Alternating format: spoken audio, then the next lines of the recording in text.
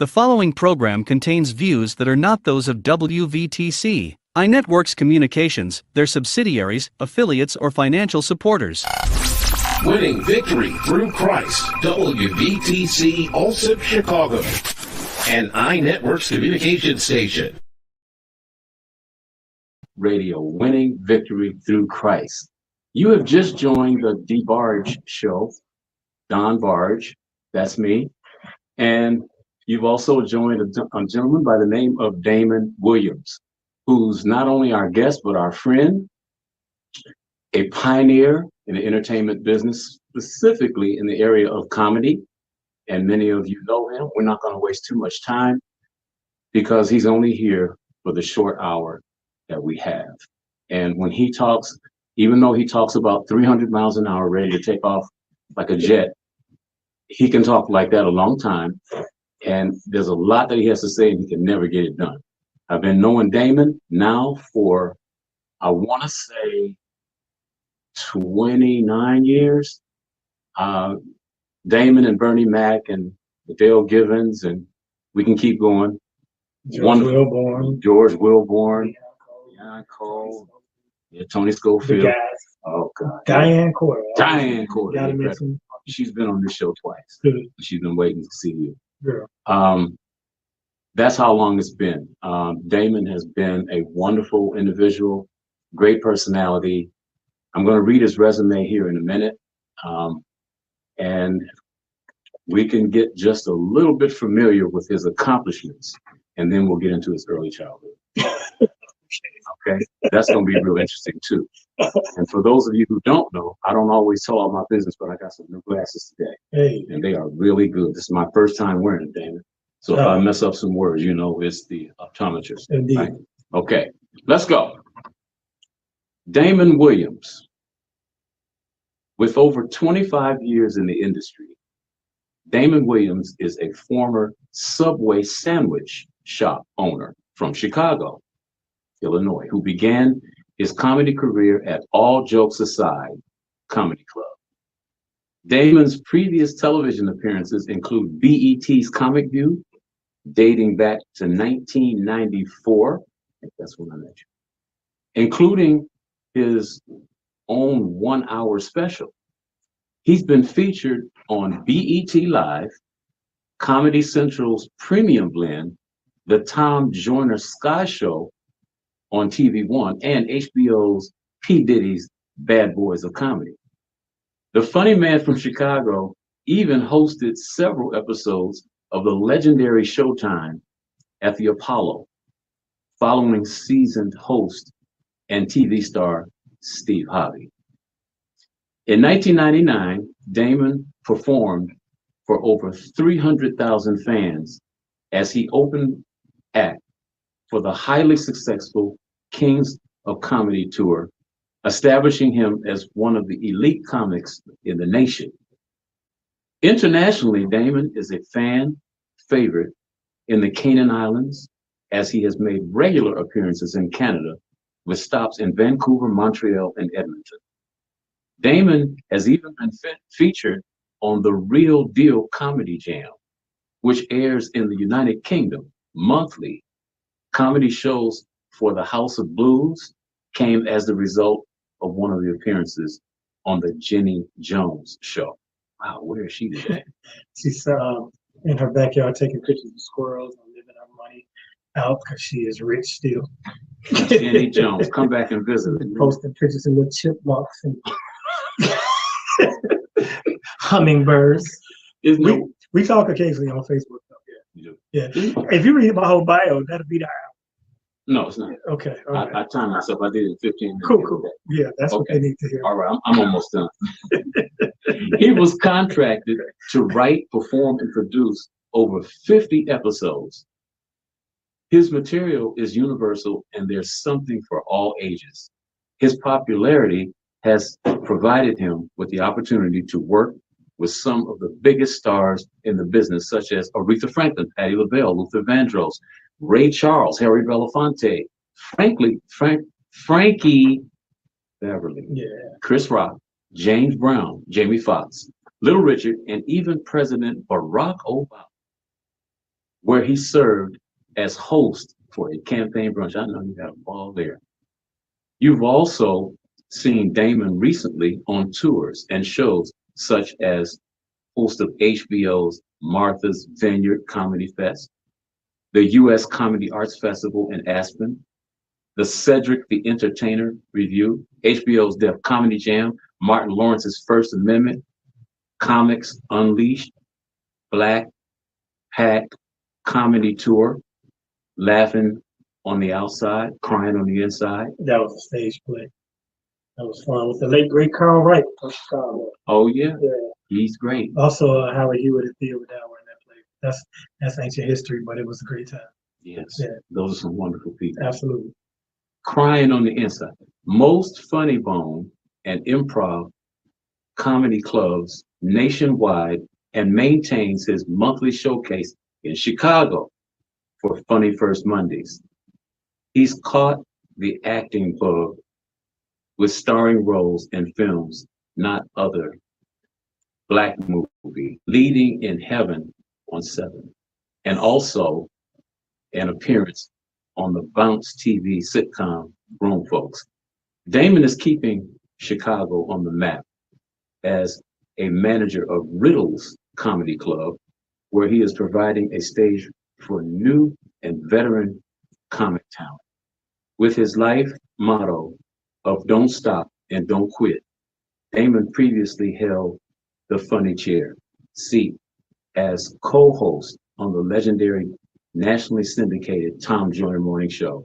And is seen, she's trying to stop me from reading. I'm not gonna start reading this. I like this.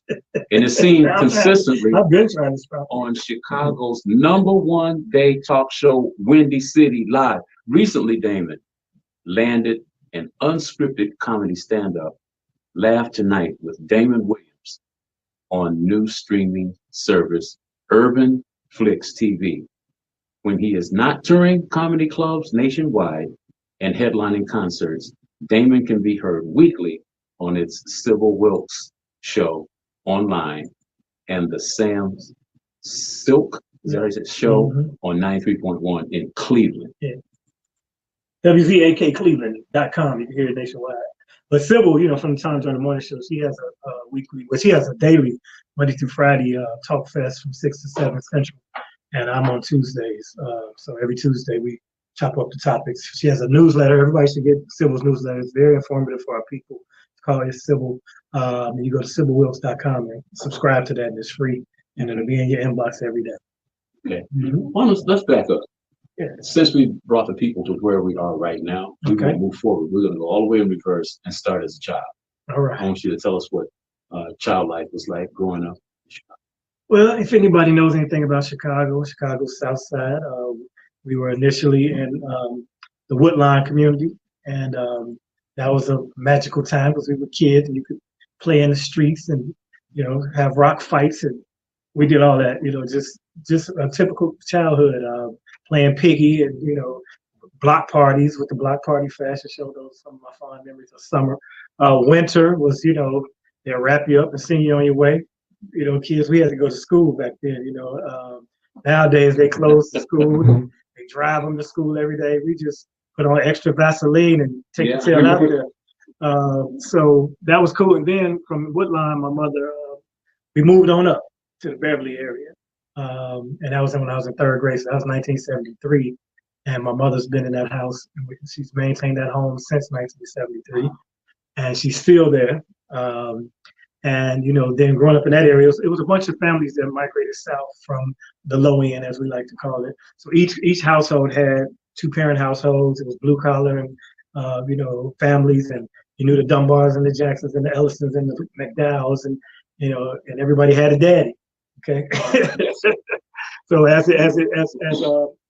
remember when the recession hit in the Reagan era, some of those houses started to get boarded up and people were losing jobs. You could see the family structure break down.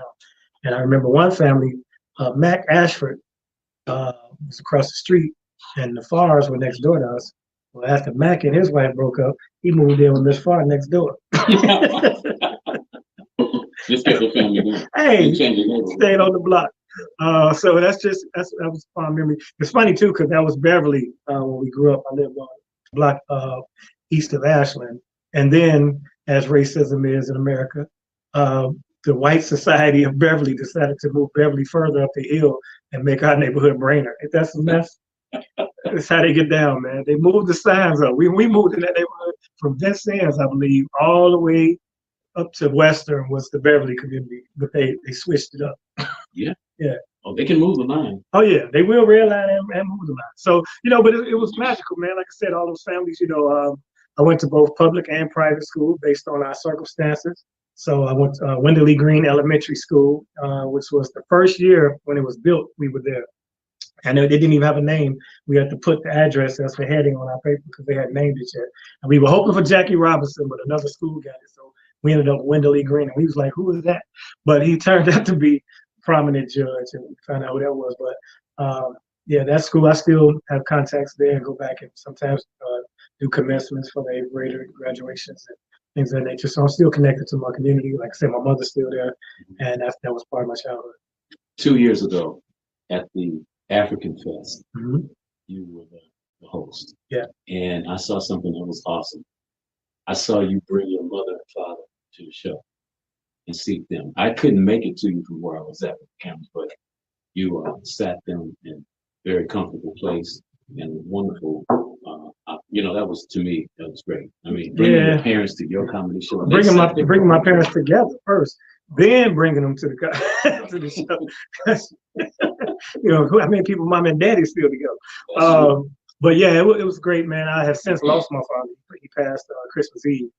He was 85, lived a good life. Like I always tell people, if he was a tire, there was no tread left. He lived his life fully and he did it his way. My mom just had a birthday Friday, so she's still good and healthy, and that's a blessing. But it was great. I brought my mother because I brought her on Sunday for gospel, and I brought my father. He enjoys all genres, so he was out there kicking it. He will make it known that he's there. Whenever he came to my show, if I didn't say something, he'd stand up and I did this. So at my son's wedding, it was so funny at the reception. I don't know where he was sitting there minding his business, and he just got up and walked up to the mic and hit it. Excuse me, I'd like to make an announcement. If it went out for me, nobody would be here today. I was That's like, right. It's true. That's right. Yeah, between you and my mom. He knows how to make his own props. Indeed.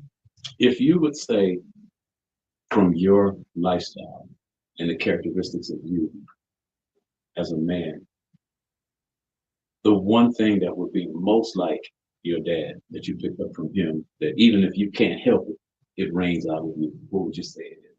My nose. Okay. I know y'all can't see it on the radio. You might be able to see this thing on the radio. Yeah, I see it on there. But my pops, man, characteristic. I wasn't raised by my father. I'll put it that way, first of all. But genetics are so strong. So personality, yeah, they will. So we both had a quiet sense and a quiet demeanor, especially in a group of people. Intellect, my father was very intelligent. He was a genius. And, if I'd gone further to school, I would have some more accolades, but definitely the intellect was similar. And just our affinity for family and generosity toward our loved ones. Okay, let me skip. I know that you write your material. Correct? Yeah. All of it, pretty much? Everything. Everything. Yeah, I don't even write it down nowadays. So it's like sort of like the Jay-Z factor. If I think it, I know it's funny, I might text myself a bullet point, but I usually just take it straight to the stage and let it fly. The reason why I asked that question is because I watched you perform. I see you when you first come out on stage. I don't know if you get butterflies or not, and most people that I know do. But some people don't look like they're any.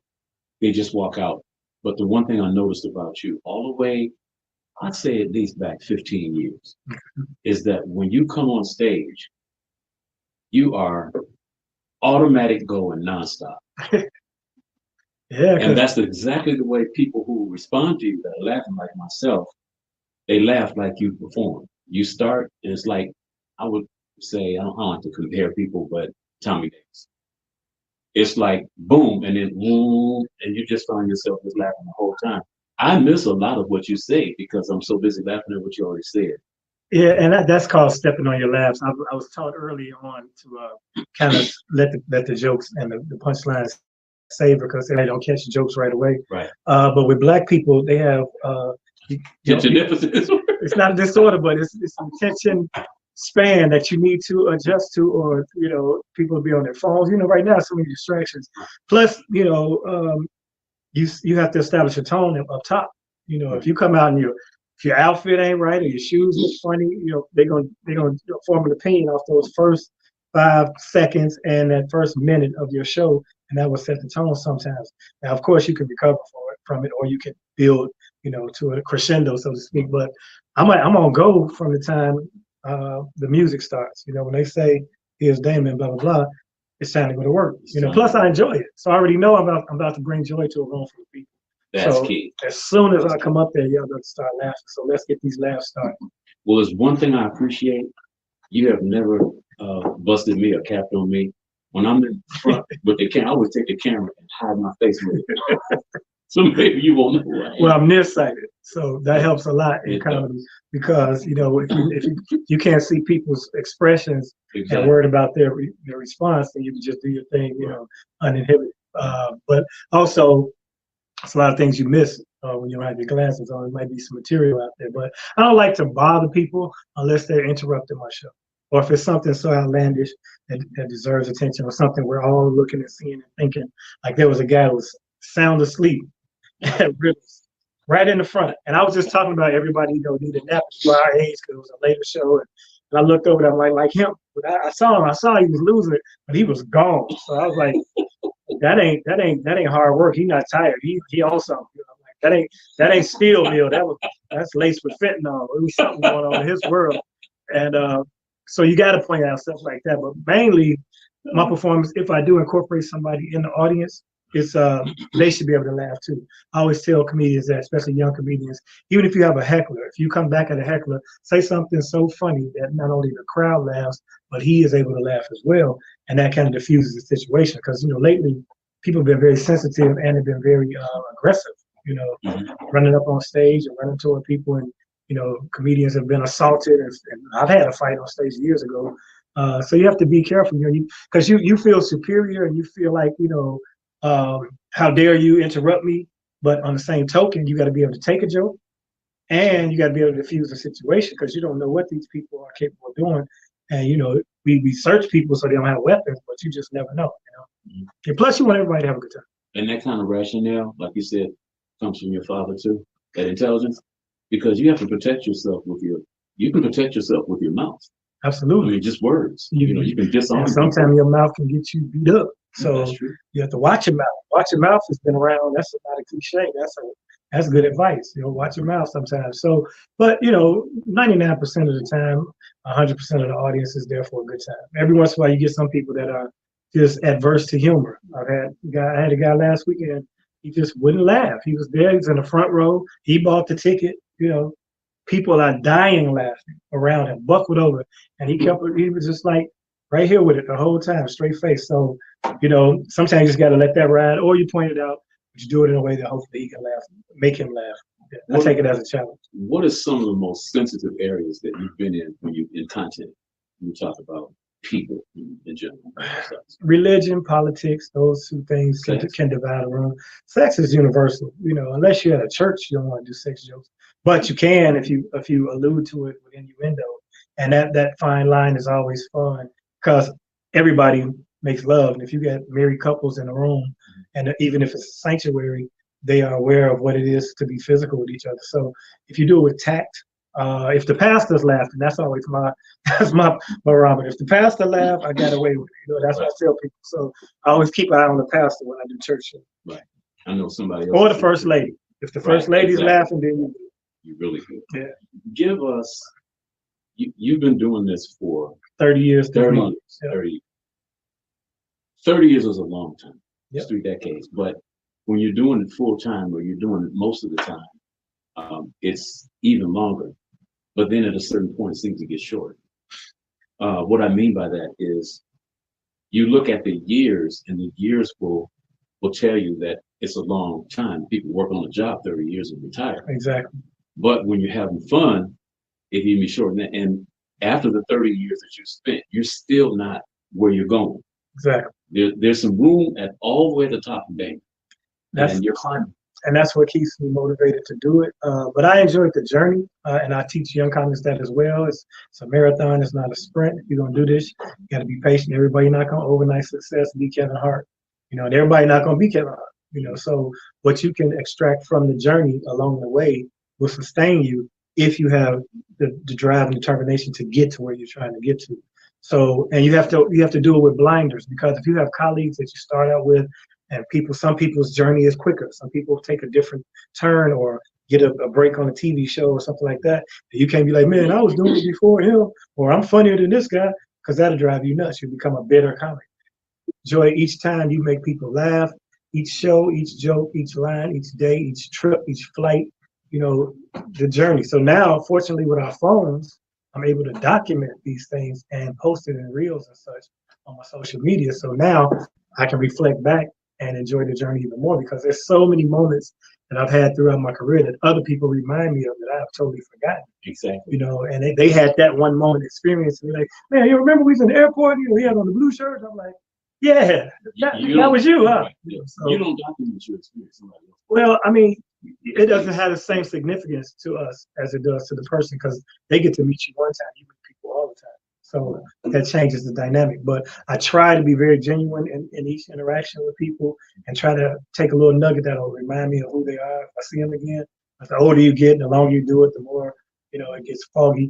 And that's why I'm glad, like I said, we have the technology we have to capture some of the things we do, because I wouldn't be able to do it. And one regret I have, and I've also, this is some advice to anybody in any industry or any experience you're doing, is to find a way to document and journal. If I was to journal my career in the past, I probably would have a 3-part novel right now of just the experiences. So that's very important too. Well, I admit that I've watched you, at least recently, when you come off stage, you take your cell phone and you're getting yourself and the people behind you. And that's very significant, because not only is it a popular thing to do, but it also equates to dollars and cents. Makes you see how many followers you got and what a success that you're having, even there at that particular location. Oh, certainly, and that's become it's a tricky situation with the social media influence on what it does for careers. The numbers mean so much more to people, and the gatekeepers and such. So you could be super talented, but if your social media numbers don't display that, then they won't give you the shot that other people might get, because they have numbers. People that are less talented but have more followers. And so I'm not, I don't begrudge what they call social media comedians, or these Instagram comedians, because they are utilizing the tools that are given to them in their era. Right. In our era, we had cable TV. So if you made it to BET or Def Jam or Comedy Central, then you were off to the races.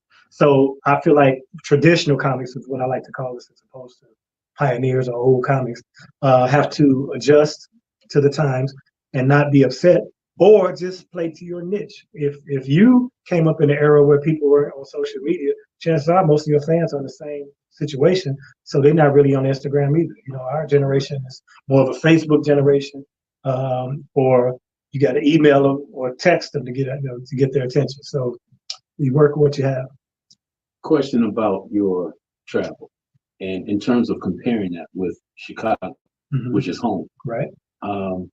There are some people in your industry that feel that because they are here, for some reason, they're not getting the kind of work that they want and getting the exposure. But then they can travel all over the United States and they seem to be a hit, and they keep getting called for other places. And it's almost like the Bible talks about a prophet not being respected or honored at home.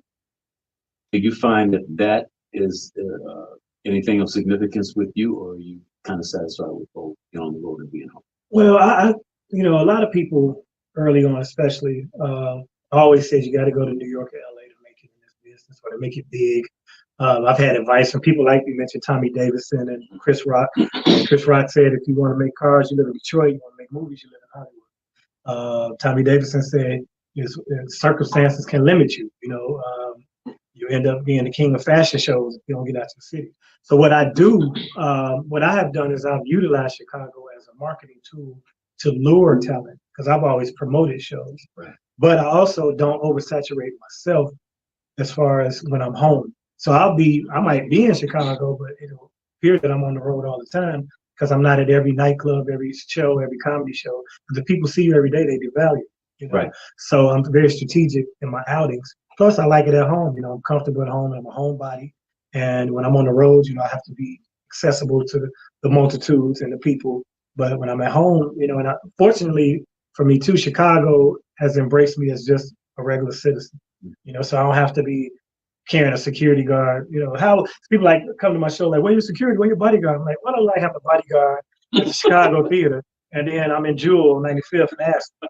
You know, I'm not going to isolate myself so that I feel like I have to be in that bubble. And I see that people do that to themselves. Now, to the same token, it sets a prestige for people when they see you. You know, you can set the persona like you need security, and you got some guy, make a hole, he's coming through. But I don't want to be that guy. Not in Chicago. You know what I mean? Not at home. So it's strategic how you handle your market. Naturally, of course, if you go out to Los Angeles or New York and you make some noise on those stages, you might get bigger and better opportunities. My decision early in my career was to stay home and not sacrifice my family life and my son's life. My son is the exact same age as my career. He was born 2 months before I did stand up for the first time. So, you know, that was important to me to be at his basketball games and be around. I have friends who are famous and rich, but they don't have a relationship with their children because, you know, they missed their birth, they missed their 8th grade recitals, you know, and these things are important to me. And I felt like if I did it long enough, correct enough, that eventually the spoils will come, but I wouldn't have to sacrifice the relationship with my son. And I wouldn't trade that for 10 sitcoms and $1 million right now today. That's value. That is definitely value. And you remind me of two people, the twins, the Whispers. They were big as, I don't know what was in California.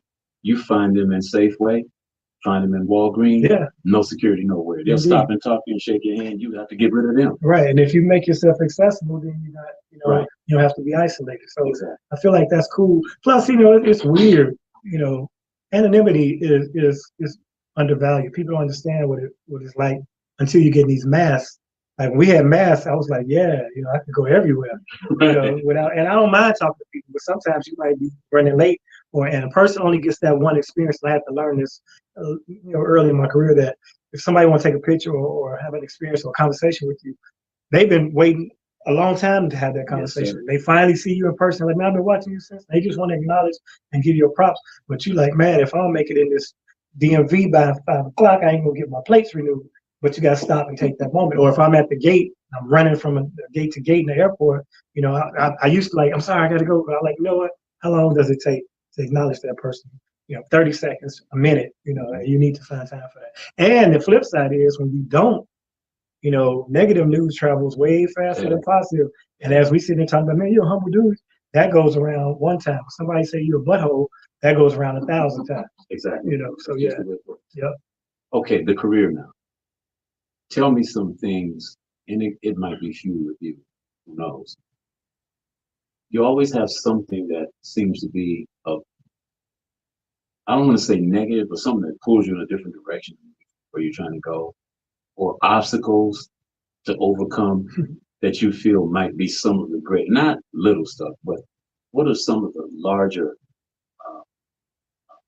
nuances that you've experienced that really kind of make you put the brakes on a little bit and change direction?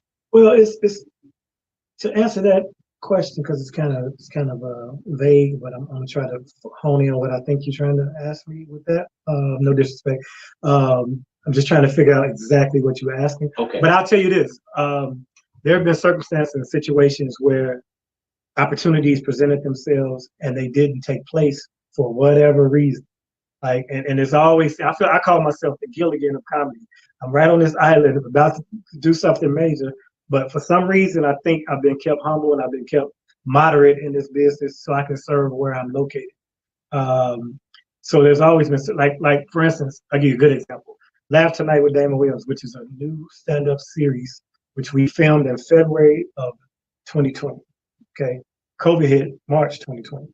We filmed it, we got it all edited down, and they were going to do a nationwide billboard campaign with in my face. Mm-hmm. Nationwide.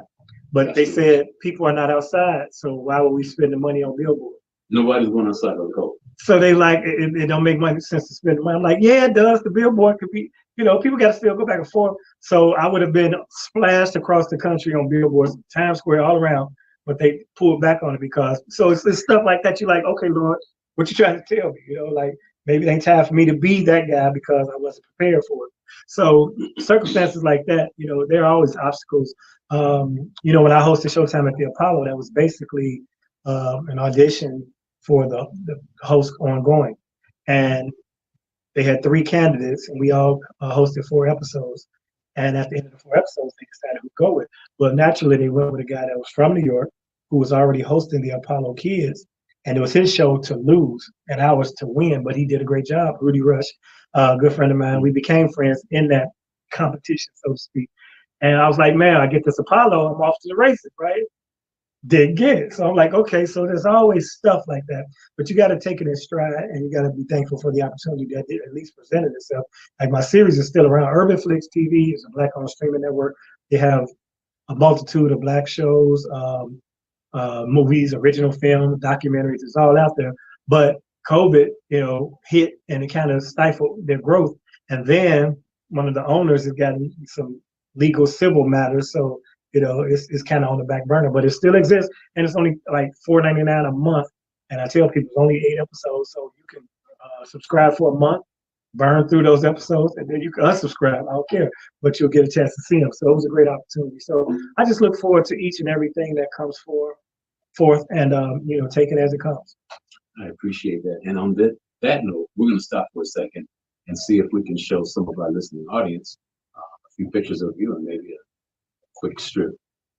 And if we don't have it, right, then we'll just continue to keep going. Well, there you go. Yeah. From it looks like. Because this a Christian station. Yes, I might have to run through some of those beats. No, I have full church shows. I have clean shows.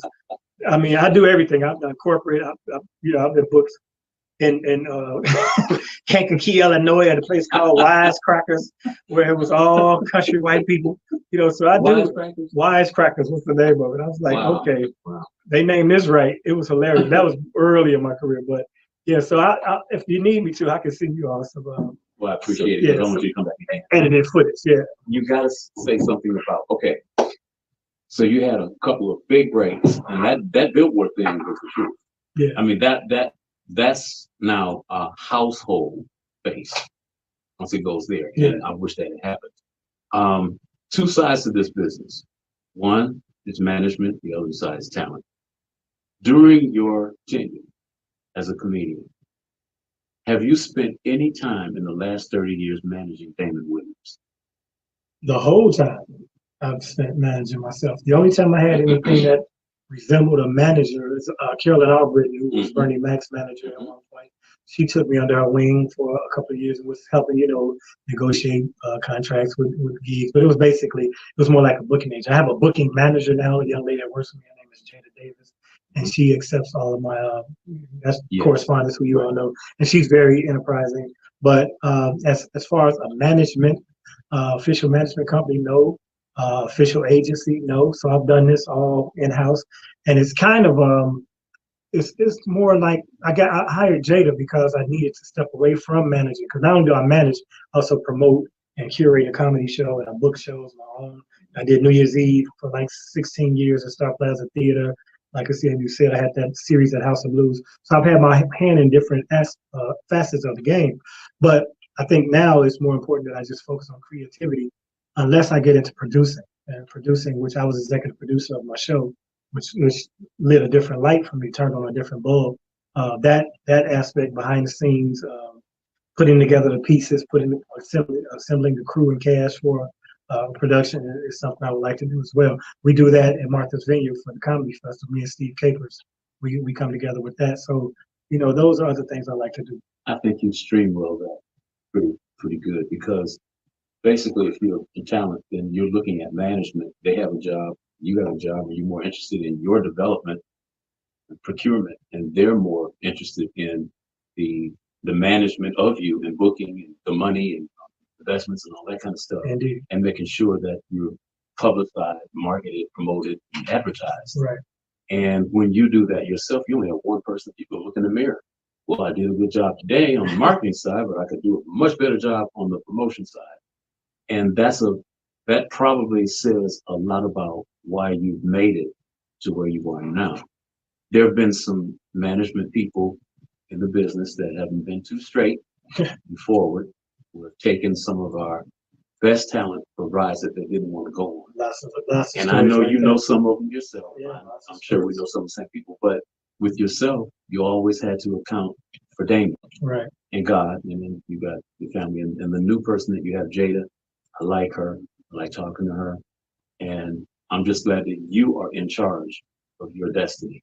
It's you and God. So that makes a world of difference. It does. It's a dual-edged sword though, because it can hamper you as well. Because if you have a well-connected manager or agent, some opportunities they might procure for you on the golf course. You're not privy to those rooms and those doors when circumstances happen.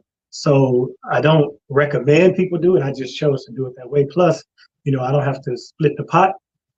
Some people come in here and they say, well, they're going to, I'll get you booked all across the world and blah, blah, blah, blah. They send you like they Barnum and Bailey. But, in the meantime, all the hustle coming from you and they just, getting percentages of it. And that's where I had a problem with doing the whole management thing, because management and then an agency fee, you're looking at 25% going, you get taxes. That's why you look up and somebody got an athlete. Or not enough. They ain't been in the gym, they ain't been shooting the free throws. Right. So that's why you look at a lot of athletes. Like Oprah said, when you get $1 million, it's only half. Exactly. And after taxes, and then if you got management and family and other people on your payroll, then now you're whittling it down. That's why you look up at somebody like MC Hammer, for example. That's a bad example, but it was his generosity and being naive about how financial markets work and how to manage your finances. And we all are capable of, because in this business, you get all your money. You know what I mean? So you have to be responsible for your taxes. And imagine if anybody out there that's out there right now, if you got your payroll check and no deductions, are you going to rush and say, hey, y'all forgot to take this money out? No, you going to Walmart for Black Friday, like somebody slipping. But if you keep doing that, you'll be in the hole with the gov. So, you got to be mindful of that. But that's our industry. That's why you look at people, so many legends have been in trouble with their taxes.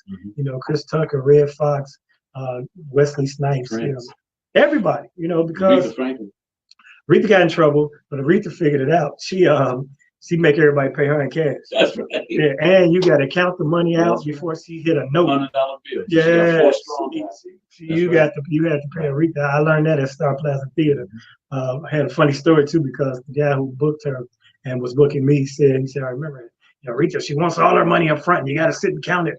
She's got everything in her dressing room, crock pots and dresses. And he said, I looked over and out of nowhere, I saw the world's largest brassiere I've ever seen in my life.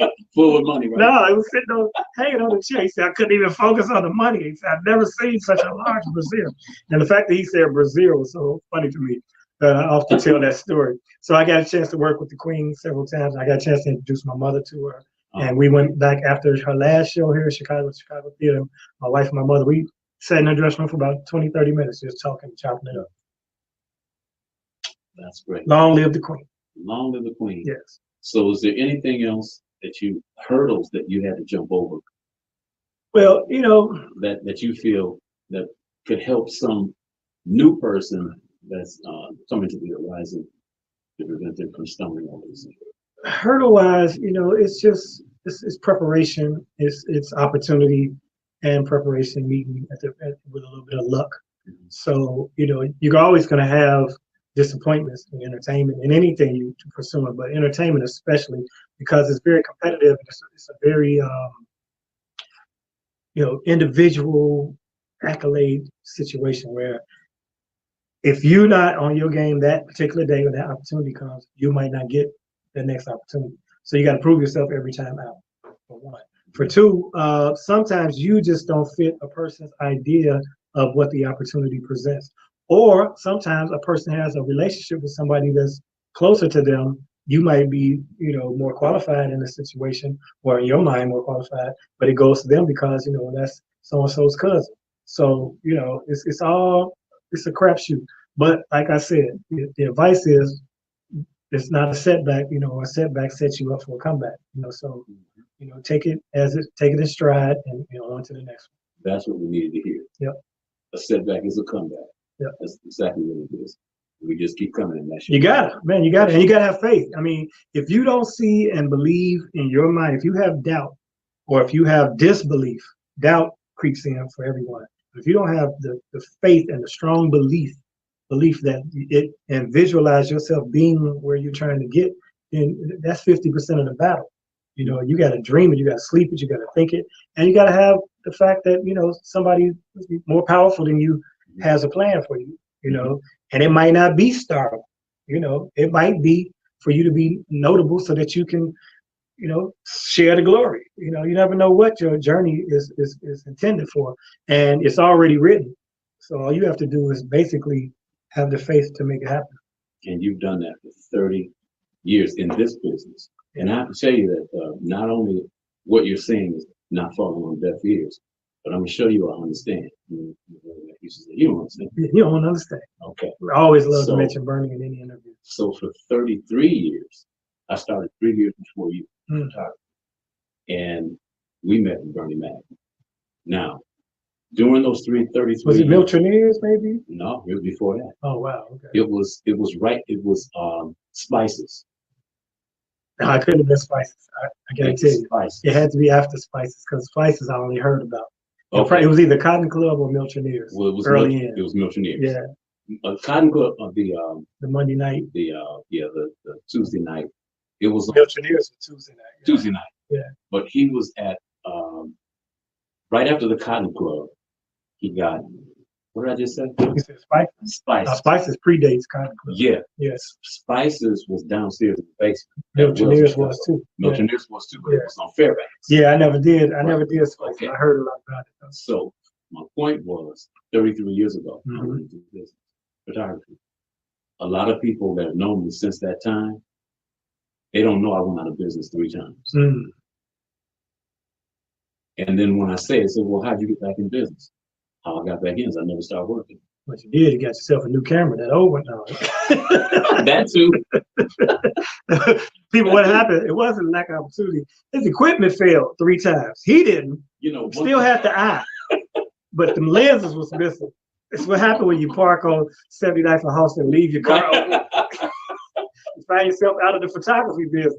Never leave your stuff on the seat, people. So she told me, she said, well, we were talking one night, bro. She says, well, you know what?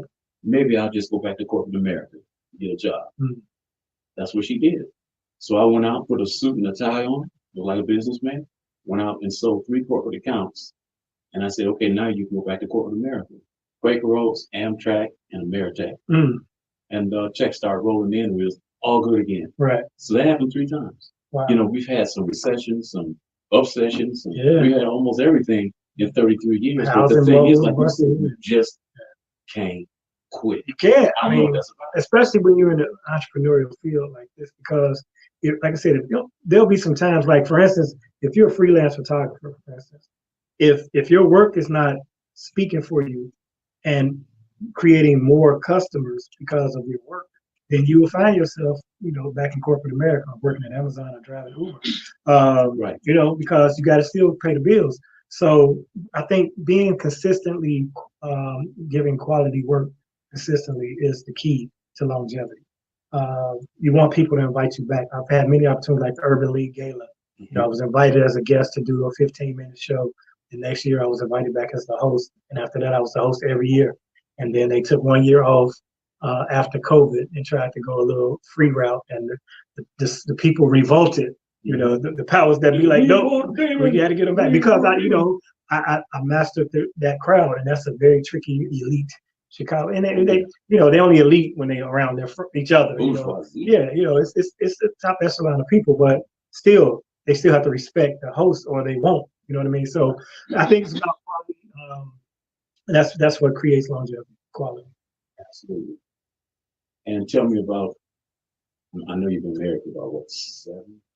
Yeah. Got married at Star Plaza on stage. Yeah. We've been together about 14 years now. Yeah. Yeah. Yeah. Yeah. I remember the first time 13. First time we saw her, we were doing Rhonda McCullum's Sarcoidosis Foundation. Exactly. And when you came in with her, I said, okay, I've never seen Damon with her before, but this is right now special. I can tell you, I was talking to myself. This is special. This isn't, because you never brought a female with you to any performances. So that kind of that I saw. Well, I was very prior to that, but of course I had a young son, so my first wife couldn't attend a lot of the events because we had the son at home. But she and I, we were out. But my wife now, we're buddies. You know what I mean? So we're always together. Plus, she is in hiatus from her. She actually retired from being a hairstylist. She did it 20 years in a row, so she has availability to hang out like that. But we also enjoy each other's company. So that's who I hang with. If I'm not at home with her, we're on the road together. So yeah, it's very special. I'm glad you brought that up. My wife Juanita is my soulmate and my right hand, and she's funnier than me. She is, man. She's funny and she's got more talent. Like she can mimic people like on the spot, Really? and she does it like unconsciously. But if it's something she's talking about, she can mimic folks. So I've been trying to pull her into the spirit. Like we need a podcast or something that shows her skill because she's shy about it, Right. But around the house, like she'll give it to me right away. So I either need hidden cameras or I gotta, lick her up or something. Do something to get her relaxed so that she'll let her personality. Because when you're a hairstylist, you're really a performer too. You're a barber too. Yeah. You command the floor. Yeah. And so her clients used to love laughing with her because she was so funny. Give us all the information that we need to be able to contact you that you want us to have. First and foremost, everything is on DamonWilliamsComedy.com. Thank you, Jada, for updating my website that is now current and relatable. I know websites are not the main source for people nowadays, but all of my socials are connected to my website, DamonWilliamsComedy.com. But Damon Williams Comedy on Instagram, Damon Williams Comedy on Facebook. Those are the things. Damon William on Twitter while it lasts. Twitter might be gone, but I have no S on the end of my last name. Yeah, Twitter's out of control. This Elon Musk dude is about to burn everybody off Twitter, letting the right wingers use the N word and it's all type of nasty stuff on Twitter. Keep your kids off Twitter because it's wrong. And then TikTok ain't no better. But I still try to keep up with it with all the socials. But go to DamonWilliamsComedy.com. That'll get you to it. Perfect. Yep. One more question. Where do we go from here? Bigger and better, man. But at a pace that I can enjoy. My first love is the stage. My first love is the mic. So I'll always do stand up. Like I said, I'm dabbling in production and I'm learning to produce. So what I want to do is produce comedy specials for up and coming comedians under my banner. Because I learned this and most of that when I did the series. And then producing live shows, tours. I'm doing a date at the City Winery, and I'm trying to establish a tour across the City Winery city. Yeah, and then get other comedians in once I open the door to it, because they program that place nightly, so they're gonna need some comedy shows. They do. And they don't have really many of those that I'm aware of. But I want to combine music and comedy too. That's also been a goal of mine, because early on we used to do a Capricorn Comedy Bash at House of Blues. And what it was the four of us, me, Deion Cole, George Wilmore, and Tony Schofield. He's an Aquarian, but we let him in there. He's in San Francisco. Yeah, he is. We would combine together for our birthdays, but it got so much bigger than the club, all jokes aside, that we approached House of Blues, but they didn't know us at the time. This is when they first opened. So they gave me the opportunity, but they combined us with R&B groups. So one year was the four of us and Cameo, one year was Ohio Players, one year was SOS Band, and it was very successful. So I would like to bring that vibe back, soul comedy and music. And that's one of my goals coming up. And then for more acting, I'm in several films right now that are independently produced, but Heaven on 7 is on Tubi. There's a movie called White People Money on everything. That's on all the platforms. Not Another Black Movie you mentioned. And Marcus Head's film is coming out called Can't Get Right. So that I enjoyed that process of filmmaking. It just takes so long for them to surface. With comedy, it's instant gratification. Right. I also have a comedy album that's streaming on all the platforms. Laugh Tonight, Be Serious Tomorrow. and I have a new one that we recorded. I'm just trying to go through the editing because I'm real picky about what I put out forever. So that one I don't know if that one I have it'll be released or if I'm going to have to do another one, but look for that in the first quarter of 2023. So the longest you've been on stage is like what? An hour? No, I've done at least 90 minutes. 90 minutes straight? Yeah, man. Because they have to wrap me up. When I get to hour 15, that's when they start giving me the light. Because if we have multiple shows, like we have 2 shows, then they got to get me down so that we can prepare for the second show. But on second shows at most comedy clubs, they let the headliner go as long as you like. So I've done, hour and a half. I've done more than that, but predominantly it goes between hour 15 and hour 30. That's a lot of content. Yeah. It seems it's like a long conversation with yourself, to be honest. Exactly. That's the crazy part. You do all the talking. I talk? Yeah. Right. Okay, so check this out. So after that, being on stage for an hour and a half, or even an hour, right, where it's just you yourself, got this thing going on. How easy is it to get a part in a movie? Because you ain't gonna be on the stage for no hour. You have one little quick part in the edit. Well, with films, man, it's a lot of factors. Once again, now, first of all, it's talent. And I'm learning the game, so I'm not a established actor, but I didn't want to take traditional acting classes because I wanted to keep my natural. Like I'm pretty sure Mike Epps has never taken an acting lesson. Right. And he's his character throughout. But of course, you have to adapt to characters. Mm-hmm. But I've been learning by doing. So that's why I've been in a lot of independent films, because it's not just learning lines and reciting lines and acting. It's about knowing sight lines, eye lines, camera angles, close up, 2 shots, the terminology on set. And so I've been learning the on-set aspect of it. But then it's also, relationships and who you know and your popularity. A lot of people get roles because they're famous or because they got a million followers, Yeah. You've certainly been very uplifting and very informative about Damon Williams and the business, as much as you get. Yeah, but I ain't getting enough jokes. People are like, he ain't funny, he's serious. But no, I'm just saying, I just have to let people know that when I do these interviews, it's more, I hate comedians. I hate is a strong word, but I don't like to be around comedians that are always trying to be funny, that are always on. If a group of women come up, they cracking a joke and doing a split, for the attention. I didn't get in it for this. I got in it for the craft and for the opportunity. But I'm gonna tell you what influenced me to do stand-up. What? Years before I thought about doing it, I went, it's either Zanies or the Funny Firm, one of those corny little clubs back in the day when they used to give you 10 tickets, for your birthday, and they paper the room. It might have been played either called Catch a Rising Star. I won't say Zanies, or the Funny Firm. But the guy was on stage, and like in the middle of one of his jokes, he just stopped. He took his drink and he said, "I love my job." He said, "I get it. I can drink on the job and I only work an hour a day." And I said, "I like that schedule." They said, "Hey, he said I can sleep in, I drink on the job, and I only work an hour a day." I'm like, "That's a great job." And then when Eddie Murphy came on the set with Delirious, that first special, that just opened my eyes. Of course, we were all fans of Richard Pryor. Richard Pryor was audio, but to see Eddie Murphy, that was the first ever tape that we ever rented for a VCR. And we, and we watched it 100 times, I laughed every time. But yeah, the green suit. But just to see him doing it on that level, and to see it, like Richard Pryor, you had to imagine some of his characteristics until he did Live on Sunset Strip, when we had to go to the theaters to actually see him, perform visually. And that struck a nerve with me. And then I just started pursuing it. But I always watched comedy growing up. I mean, the Tonight Show, and I'm going back to Johnny Carson. Whenever there was a comedian on, I would try to stay up to be able to watch the comedians. And it would be, old, Rodney Dangerfield and Henny Young and Bob Hope, any comedian, I wanted to watch them. So I loved the art form. And then to get in it, the opportunity came when Def Jam came around. And everybody was like, we need comedy clubs and comedy shows and comedians to do them. And that's where I saw the opportunity. I opened all jokes aside. Then Comic View gave me my shot.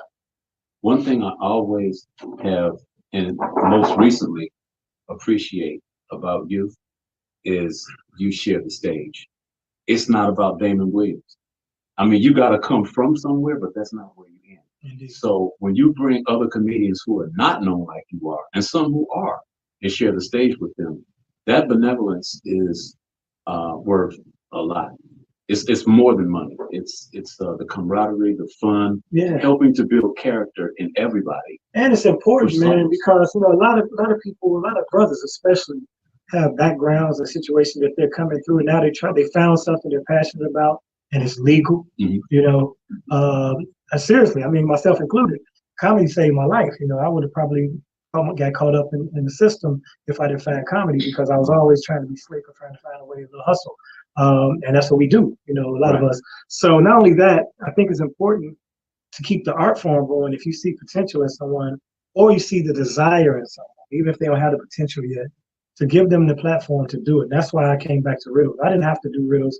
I don't have to do riddles. It's a headache at times, booking and trying to curate a show every week. If it was just once a month, that's a no-brainer. I did first Saturday, first Mondays. Those are cool. But to do 52 weeks or 50 weeks out the year, booking some people viable enough to sell tickets, but also giving opportunities to up-and-comers, the mix of that is a strain. But I enjoy doing it because I know something good comes from it for the people, and the people involved. So my legacy, I just had a conversation with comedian JD. He wants to do a documentary and a film story about what I've done in the comedy game as far as being the person that facilitated, getting people on BT's comedy. For 3 years in a row, we took about 20 to 25 comedians to film comedy. And I'm talking about, one guy was so blue, not blue, but so green, I should say, that he was actually our flyer guy. But he had been coming to open mic, and we submitted his tape, and they picked him. So we mobbed out, man. It was like 20, 25 people from Chicago got on back to back 3 years in a row. So we want to go back and interview those people and see what it meant to be. And some have passed on, some have gone to do great things. D. Ray Davis, Lil Rel, Deion Cole, B. Cole, we all started together like that. But people like Corey Holcomb, all these cats that are doing amazing things, some of them got the mic for the first time at All Jokes Aside on my Wednesday night show. So that's my legacy with that. And those all come back to you. And like you said, everybody does it in their own season. Everybody has a different season to do it in their own time. Indeed.